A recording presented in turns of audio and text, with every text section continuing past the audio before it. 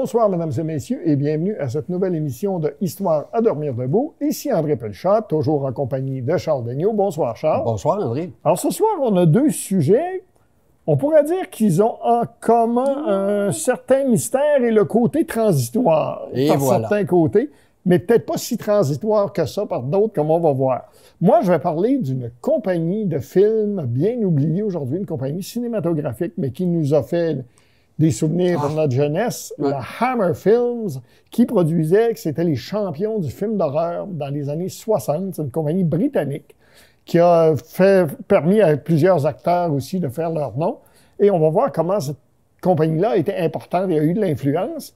Mais toi, tu vas nous parler de phénomènes lunaires transitoires. Là, va falloir que tu m'expliques c'est quoi. Alors voilà. Transitoire veut simplement dire éphémère, quelque chose qui dure pas longtemps. Au début, lorsque je me suis intéressé sur le sujet, parce que toujours à la recherche de sujets pour notre émission, alors phénomène transitoire, je trouvais ça intéressant et ce sont les phénomènes qui sont expliqués, malheureusement. Mais inquiétez-vous pas, je vais en parler d'autres phénomènes aussi. C'est tout simplement que depuis 1178, qui marque la première observation d'un phénomène étrange sur la Lune, qui a été fait par un moine astronome du nom de Gervase de Cantorbéry. Et puis, depuis ce temps-là, on a observé différents changements de couleur, entre autres. Là, on a catalogué ça et puis on a émis des hypothèses quant à leur nature, mais le mystère demeure quand même. Entre 64 et 67, la NASA a demandé un rapport, puis il y a 579 observations qui ont été retrouvées dans la chronique, qui remonteraient, entre 1140 et 1967-68.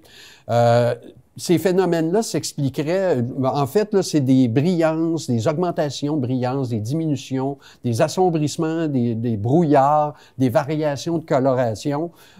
Et puis, ça serait lié possiblement à une activité tellurique, une petite activité sismique de la Lune, ce qui n'est pas démontré encore, et peut-être des marées gravitationnelles, qui est un nouveau concept, que la Lune se déformerait comme les océans de la Terre. Ça expliquerait un certain dégazage des nuages, etc. Wow, mais c'est tout pas tellement intéressant. Le phénomène lui-même m'a amené à d'autres conclusions. Le premier mystère, de la Lune, c'est la Lune elle-même. On ne sait pas comment elle s'est formée. Est-ce que c'est le résultat d'une collision de deux masses durant la formation du système solaire et de ses planètes? Est-ce que c'est un corps qui a été attiré par la Terre, qui s'est mis en orbite autour? L'hypothèse qui semble la plus véridique, ça serait une énorme collision qui aurait fractionné des masses et puis qui aurait créé la Lune et la Terre à peu près à la même époque. C'est peut-être démontré un peu avec les composantes lunaires qui ont été ramenées, les échantillons, entre autres, qui concorderaient à dire que ça serait peut-être cette hypothèse-là, mais ça demeure un mystère. Il faut signaler que la Lune est unique dans le sens que par rapport aux autres planètes du système solaire, il n'y en a aucune qui a un ou des satellites dont la masse soit aussi importante par rapport à la masse de la planète. Exact. Et non seulement ça, mais son diamètre. Lors d'une éclipse lunaire totale, le diamètre de la Lune correspond exactement à celui du Soleil. Donc, les distances sont proportionnelles. C'est un peu difficile à comprendre, mais si la Lune n'avait pas cette taille-là, on ne verrait pas la couronne solaire durant les éclipses. Les éclipses ne seraient pas comme aujourd'hui. C'est comme si on avait un masque, ni plus ni moins exactement de la bonne dimension, qu'on met entre la Terre et le Soleil. Est-ce que c'est une coïncidence? Alors, beaucoup vont spéculer sur ça. On ne s'avancera pas dans ce domaine-là. Sa rotation est synchrone avec celle de la Terre. C'est la raison pour laquelle on voit toujours la même face. Sur cette face-là, les cratères ont tous la même profondeur. Encore là, il y aurait une explication qui serait liée à la régolithe, qui est la poussière lunaire, qui serait le grand égalisateur. Mais si c'est le cas, pourquoi la face éloignée de la Lune présente un visage contraire, c'est-à-dire les cratères ont toutes des profondeurs différentes, ce qui est normal, parce qu'il n'y a pas un bolide qui arrive à la même vitesse, qui a la même dimension. Alors, présentement, au moment où on se parle, il y a une astromobile chinoise qui se balade sur la face cachée de la Lune. la face éloignée de la Lune, en fait.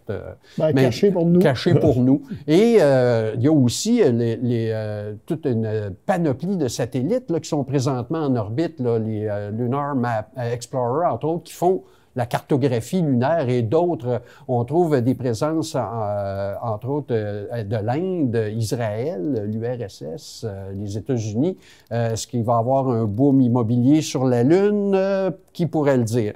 Alors, on va remonter dans l'Antiquité, aller s'amuser un peu avec le Panthéon grec, qui avait, eux, 3 divinités.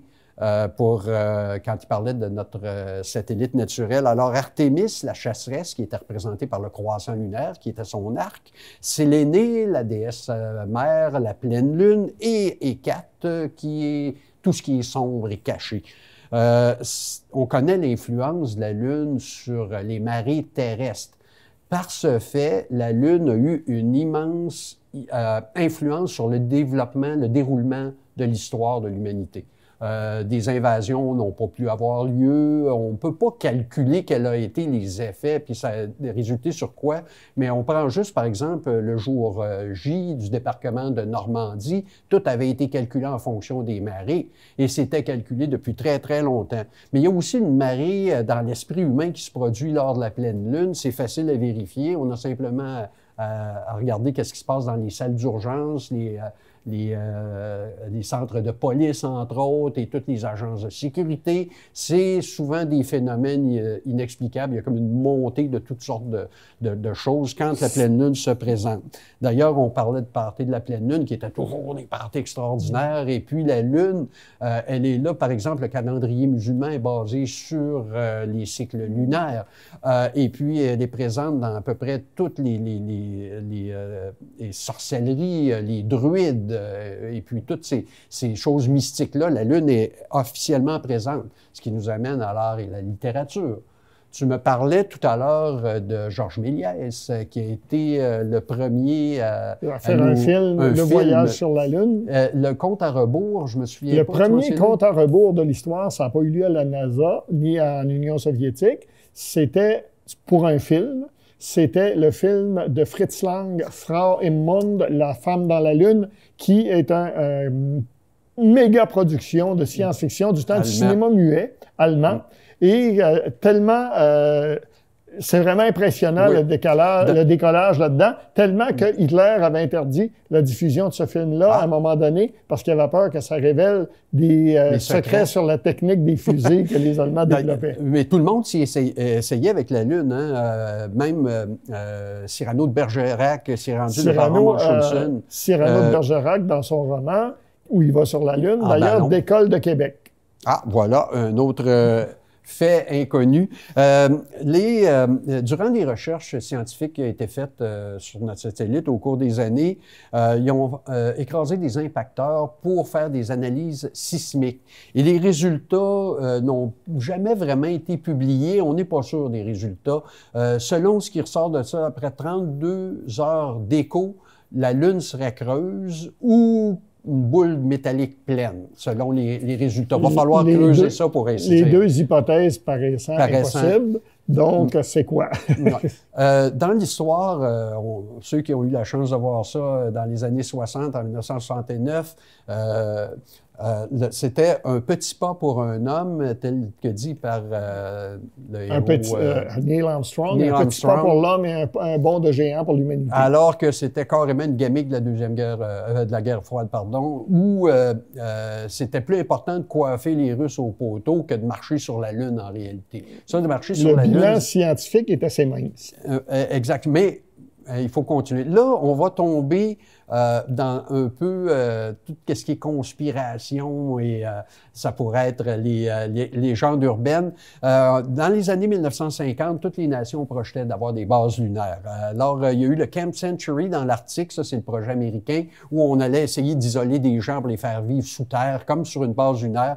Les Russes ont évidemment eu la même chose, ce qui a donné naissance au concept de base militaire secrète qui seraient sur la Lune, Israël, la Chine surtout, là, oui, ces temps-ci, c'est toujours la Chine. C'est toujours la Chine. Le gouvernement américain il finance présentement, puis ça, c'est vraiment étrange, d'établir des liens de communication data avec la Lune. Là, ça, c'est vraiment spécial parce qu'ils s'approprient des sites scientifiques au moyen de subventions. Et puis là, ils établissent, finalement, ils veulent envoyer YouTube sur la Lune là, de ce temps-là. Pour quelle raison on aurait à faire ça? Là peut-être qu'ils prévoient le mouvement, que les gens vont avoir besoin d'Internet sur la Lune dans l'avenir. Il y a eu des découvertes chinoises qui ont été faites sur la face éloignée de la Lune qui contredisent un peu la science actuelle. Il va en avoir de plus en plus, d'ailleurs.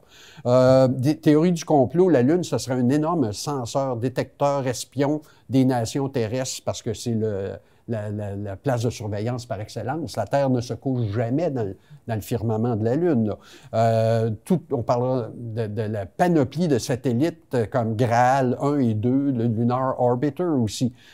Théorie de conspiration, destruction d'une base américaine dans les années 70 par les Russes, et il y en a beaucoup d'autres. Et puis, on va laisser tomber la pareidolie, qui est ce phénomène qui fait qu'on identifie des visages humains ou des choses simplement en l'histoire du bonhomme dans la Lune. Dans la Lune, qui est en train de scier du bois ou quelque chose de ce genre-là. Il y a aussi des découvertes de traces d'objets mystérieux. Là, on revient à nos phénomènes lunaires transitoires, des observations d'OVNI, on s'y attendait bien, d'imposantes structures sur la Lune qui auraient été supposément aperçues à partir de 1969. Même Neil Armstrong, une partie de la conversation aurait été coupée par la NASA où il décrit des structures métalliques alentour du cratère. C'est là, on le sait depuis des années. D'ailleurs, il y a une théorie du complot qui dure depuis des années, que le vol lunaire n'a pas eu lieu. Ah, mais celle-là, en fait, je vais conclure avec ce qui est le plus étonnant pour moi. Là. En fait, là, dernier thème, 1971, David Scott et James Irwin, ils ont trouvé des traces de véhicules sur la Lune lors de Apollo 15. Mais Apollo 15 a été le premier à amener une Jeep lunaire. Donc, personne ne peut expliquer ces traces-là. Mais là où, moi, ça m'a accroché, c'est qu'il manque un module lunaire. McDonnell Douglas et ses associés, Grumman, ont fabriqué 15 modules lunaires. On connaît l'utilisation de chacun, même l'M15 qui a été scrappé, on a trace de quand il a été démoli. Le LEM-13, on sait qu'il est dans un musée, mais le LEM-14, il a disparu. Personne ne sait où il se trouve. Probablement dans le hangar d'un collectionneur très riche. Ça semble être l'hypothèse principale. C'est ce que... Mais peut-être qu'il s'allume au moment où on se parle. Peut-être que ça qui sait, on est là pour ça. Nous autres, c'est une histoire à dormir debout. Un thème pour les films Hammer. Et voilà. Parce que là, je vais parler de cette entreprise, la Hammer Film. Ça, aujourd'hui, les jeunes en particulier ne se souviennent pas de ça. Mais Hammer Film, c'était un label dans les années 60 pour des films d'horreur, des films de science-fiction aussi, bien faits et avec très stylés. Et c'était des productions britanniques. Générateur de cauchemars chez la jeunesse qu'on était nous autres. Souvent. Le genre de film que quand on était petit, on regardait ça, mais on se fermait les yeux des fois pour regarder après. C'était une entreprise, cette Hammer Film, qui n'a jamais été une grosse compagnie pour une entreprise qui était aussi connue à l'époque. Ça a été fondé en 1934 par un certain William Hinds qui possédait une chaîne de bijouterie, qui était un acteur amateur en Angleterre. Le nom de la société, c'est que quand il jouait dans des vaudevilles et des théâtres, son nom d'acteur, c'était Will Hammer. Alors, il a resté Will Hammer. Et il s'est associé avec un certain Enrique Carreras, qui lui avait des salles de cinéma et une société de distribution de films qui s'appelait Exclusive. Et ils sont mis à... Ils ont fait faillite en 1937, ils se sont relancés en 1938 et ils ont commencé à produire des films. Au départ, il n'y avait pas de spécialité. C'était vraiment un petit peu toutes les sortes de films. Avant la guerre, ils en ont produit seulement 4, dont un, Le mystère de la Marie-Céleste, avec Bela Lugosi dans le rôle. Donc, histoire d'un navire, on en a déjà parlé, même ici, le mystère de la Marie-Céleste. Navire fantôme. Navire fantôme. Donc, durant la Deuxième Guerre mondiale, évidemment, on arrête et on reprend en 1946. Et là, ils vont tourner un petit peu toutes sortes de films, des films de guerre, des films policiers, toutes sortes de choses, et vont, à un moment donné, engager, en 1951, pour un suspense, un réalisateur qui s'appelle Terence Fisher, pour un suspense qui s'appelle The Last Page. Et là, ils vont faire une enquête, une entente avec un distributeur américain, un monsieur Lippert, qui, ça va leur permettre donc de distribuer leurs films aux États-Unis, d'où augmentation un peu des budgets, parce qu'un plus gros marché potentiel. Et donc, ils vont se servir de cet argent-là pour acheter une grande maison au bord de la Tamise qui s'appelle Down Place, et ils vont en faire, c'est une espèce de grand manoir. Ils vont en faire leur studio, qu'ils vont appeler Bray Studios. La plupart des films Hammer vont être tournés là jusqu'en 1966. C'est d'ailleurs... parce que ça explique pourquoi dans les films Hammer, souvent, ça se passait dans une ambiance victorienne, un peu, etc. C'est parce qu'on utilisait ce château comme décor. C'était, on va produire également des premiers films de science-fiction en 1952.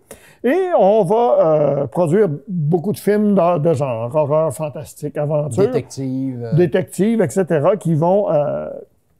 être populaire en Europe et un peu en Amérique, mais beaucoup plus en Europe. Et donc, ça va amener de l'eau au moulin, puis ça permet à la compagnie de continuer à fonctionner. Là, on va engager Terence Fisher, que j'ai mentionné, qui était un excellent réalisateur. Un gars qui avait le sens de l'image. Il va travailler longtemps pour la Hammer. La Hammer, je l'ai dit, ils n'ont jamais eu des gros budgets, alors ils vont souvent réengager le même monde. Ça va leur permettre d'avoir des contrats à long terme.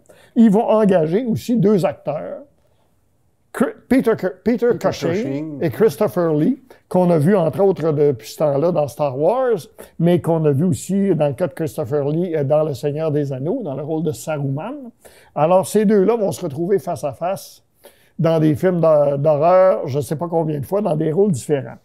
On va aussi produire des premiers films de science-fiction, notamment on va adapter une série de la BBC, de Quatermass Experiment, dont on va faire un film. Et bon, ça marche, tant qu'à ça. Et là, à un moment donné, on a l'idée de faire on a un projet, on a un scénario, on décide de faire un film sur Frankenstein, inspiré de Frankenstein.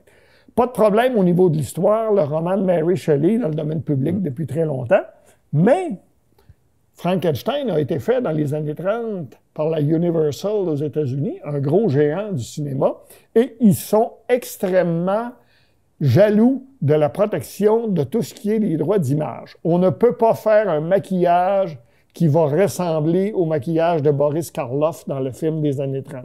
On ne peut pas reprendre exactement la même histoire, on ne peut pas reprendre les mêmes décors. Alors donc, il faut inventer. Et on va sortir un film qui s'appelle The Curse of Frankenstein. En français, Frankenstein s'est échappé, réalisé par Terence Fisher et avec Peter Cushing dans le rôle du docteur Frankenstein et Christopher Lee dans le rôle du monstre. Christopher Lee ne ressemble pas beaucoup à Karloff et on va lui faire un maquillage complètement différent également. Et là, avec Terence Fisher comme réalisateur, il va réussir à donner à ce film-là un look qui ne laisse pas voir du tout que c'est un film à si petit budget. Et ça va devenir la marque de commerce de Hammer Film. Voilà. On parle d'un budget de 65 000 livres. Donc, 125 000 à peu près. Imaginez-vous, et on a l'impression d'un film beaucoup plus cher que ça quand on le voit. Pour se démarquer encore de ce qui s'est fait dans le temps de Universal, on le fait en couleur, ce qui n'était pas courant pour les films d'horreur en particulier, et on montre le sang. Ça s'était jamais fait dans les films d'horreur jusqu'à-là. Là, on en voit. Et ça aussi, ça va être une marque de commerce de Hammer. Ça va couler à flot souvent. Et donc, et il est bien rouge avec la couleur, là. Donc, le film va être un très grand succès. Et là, il va être distribué aux États-Unis. Il va marcher très bien. Il va inspirer d'autres réalisateurs américains, notamment Roger Corman, qui va se mettre à faire des adaptations d'Edgar Allan Poe également, des choses comme ça. Ça marche très bien. Ça marche tellement bien que Universal fait un accord en mars 1958 avec Hammer. Vous pouvez essayer Dracula. Alors, on reprend. Terence Fisher. Dracula, ça va être Christopher Lee, qui va faire le Dracula le plus imposant de l'histoire du cinéma. Le Dr. Van Helsing, ça va être Peter Cushing. Ça commence. On a un pattern qui s'installe ici. Et on décide de faire un script complètement différent du Dracula de Universal. On décide qu'on ne veut pas faire des remakes. Et on le fait en couleur aussi. Là encore, il y a le sang et beaucoup d'érotisme dans cette nouvelle version de Dracula. Beaucoup de jeunes filles qui se font mordre dans le cou et en décolleté, etc. Ça va être très critiqué, cette approche-là, mais ça va faire... on va le faire avec un budget encore plus petit que Frankenstein, avec 33 000 livres, ce coup-là, et un financement d'Universal un peu plus en échange des droits de distribution mondiaux. Le film va faire quelque chose comme 67 fois de profit, là, 67 fois ce qu'il a coûté. Et ça tombe bien, parce qu'un des distributeurs aux États-Unis s'appelle Fox, et ils sont au bord de la faillite. Ah. Et ça va les sauver, ce petit film venu d'Angleterre. Et là, tout d'un coup, Universal se met à bien aimer Hammer. Ah. Ils vont faire une nouvelle entente avec Hammer. On vous donne tous les droits de tous nos films d'horreur des années 30.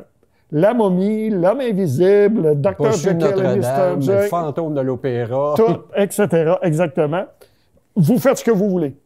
Alors, on s'attend à voir une série de remakes, mais non. Hammer Film ne font pas ça. Ils sont très créatifs. Alors, Hammer Film se veut créatif, alors on réadapte les histoires. Et bien sûr, c'est toujours le même trio. Terence Fisher en réalisation. Christopher Lee et Peter Cushing vont réapparaître souvent dans les films. Notamment, on va faire 2 franchises. Frankenstein va revenir souvent. Il va y avoir toutes sortes de suites à Frankenstein, où le docteur Frankenstein apparaît, toujours joué par Peter Cushing, comme une espèce... D'abord, c'est un méchant, et il fait le tour de l'Europe, littéralement, et de l'Allemagne et de l'Angleterre, à vouloir refaire ses expériences. On va faire des paquets de films de Frankenstein où on ne verra même pas de monstres. Parce que le docteur est un savant fou qui fait des expériences, et souvent macabres, où il tente de recréer la vie, mais ça aboutit à toutes sortes d'autres choses, dont un Frankenstein créa la femme, où il met un cerveau d'un de ses amis dans le corps d'une femme. On y va à fond. Même chose avec Dracula. Alors, Dracula revient sans cesse. On lui plante un pieu dans le cœur, mais un jour, il y a quelqu'un qui ressort le pieu. Dracula revient à la vie. Et là aussi, il va y avoir une série. Ils ont même fait une greffe cardiaque. Il va y avoir toute une série de suites. Et puis, bon, on reprend les films de Universal. Notamment, en 1959, on refait La momie. Là encore, on fait quelque chose de complètement différent de ce qui avait été dans les années 30. Dans les années 30, La momie, jouée par Karloff, c'était aussi répétitif dans ce temps-là. Karloff revient à la vie, mais on le voit dans ses bandelettes au tout début du film, mais après, c'est un personnage... il est revenu normal. Il est revenu d'apparence à peu près normale. Avec Hammer Film, non. Là, c'est la momie en bandelette qui se promène et qui est sous le contrôle d'une espèce de mythe égyptien. D'ailleurs, c'est un bon coup de Terence Fisher que dans les scènes qui se passent à l'époque égyptienne, en l'Antiquité, on a l'impression d'avoir des immenses décors luxueux, puis c'était pas le cas du tout dans le studio, mais il était bon pour cadrer ces choses, de donner la bonne impression. D'ailleurs, dans la petite anecdote, dans le film La momie, à la fin du film, Christopher Lee s'est démis une épaule parce qu'il doit défoncer une porte, et le technicien qui devait dévisser les pentures de la porte pour qu'elle cède avait oublié de le faire. Mais Christopher Lee, étant un acteur dédié à son métier et dynamique, il a donné un bon coup et il a défoncé la porte, mais il s'est démis l'épaule. Ce qui suit, c'est qu'après ça, il y a un seul plan séquence où il doit porter dans ses bras une jeune fille et s'en aller au loin. Il marche sur une centaine de mètres avec 125 livres, de ses propres mots, 125 livres of inner womanhood dans les bras, et il est filmé dans un seul plan séquence avec une épaule démie. Mais bon, c'est quand on aime son métier.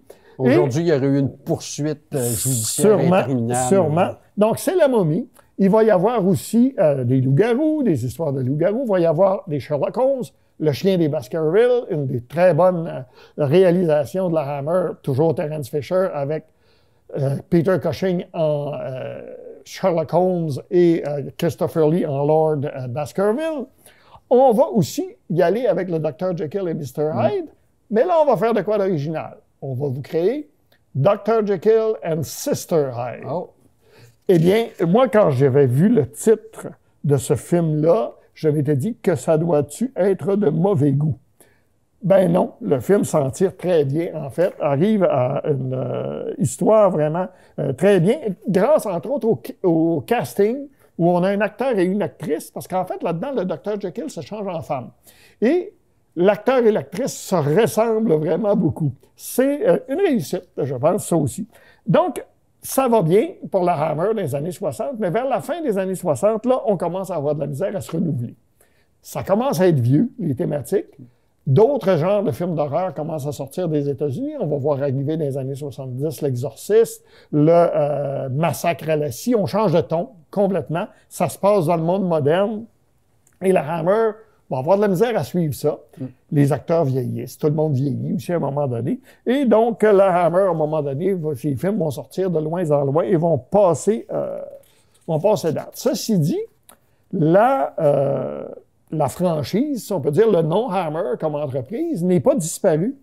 On a vu apparaître en 2012 un film qui s'appelle La Dame en noir, avec Daniel Radcliffe, connu pour Harry Potter, et qui va avoir un bon succès, et qui est signé Hammer Film. Étonnant. Et une suite en janvier 2015, La Dame en noir 2, toujours de la Hammer. Ça se fait de loin en loin, mais le label existe encore. Mais l'âge d'or de la Hammer Film, ça a été les années 60. Et moi, je dois dire qu'à l'époque, on avait le samedi matin, il y avait toujours un film de science-fiction ou d'horreur à CBC en anglais, et je ne ratais ça. J'en ai gardé. Le fait que pour moi, regarder un film le matin, c'est le signe que je suis en congé. Ça date de cette époque-là. Et là, on m'a fait des signes, on arrive à la fin. Alors, c'est la fin de nos deux sujets ce soir. Et c'est là-dessus que je vais vous laisser, mesdames et messieurs, que nous allons vous laisser. Alors, restez à l'antenne de TVCBF et c'est un rendez-vous la semaine prochaine pour d'autres histoires à dormir debout. Ici André Pelchat qui vous dit bonsoir.